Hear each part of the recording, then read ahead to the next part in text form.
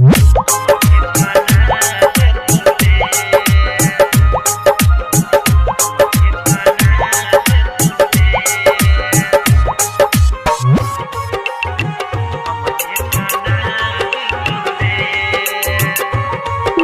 by Ansika Studio।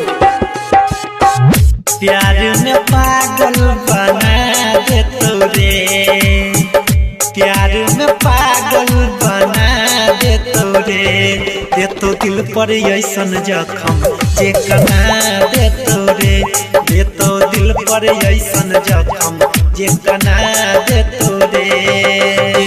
लूट ले तो पैसा फिर भागा देतो रे, लूट ले तो पैसा फिर भागा देतो रे, देतो दिल पर ऐसन जखम जे कना देतो रे, देतो दिल पर ऐसन जखम जे कना देतो रे।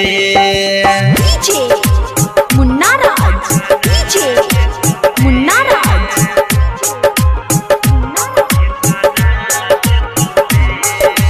खिड़की बाजार मधुबनी।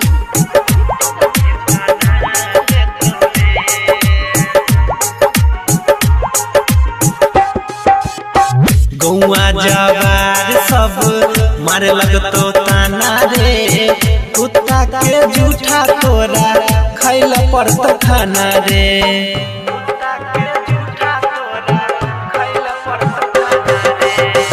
गौआ जवार सब मारे लगतो ताना रे, कुत्ता के जूठा तोरा खैला पड़तो खाना रे।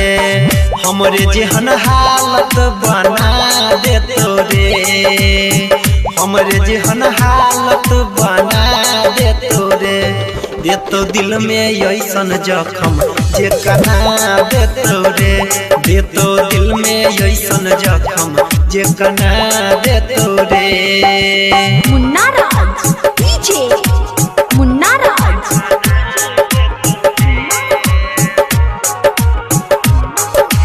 खिड़की बाजार मधुबनी।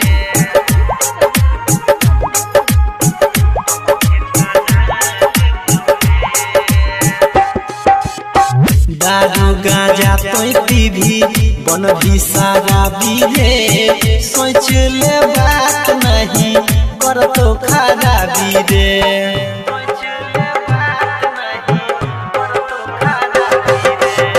दारू गांजा तो पीभी बन भी सारा बीरे, सोच ले बात नहीं कर तो खराबी रे। टोला मोहल्ला सब जाना देतो रे, गौवा समाज में सब जाना देतो रे, देतो दिल पर ऐसन जखम जे कना देतो रे, देतो दिल में ऐसन जखम जे कना देतो रे।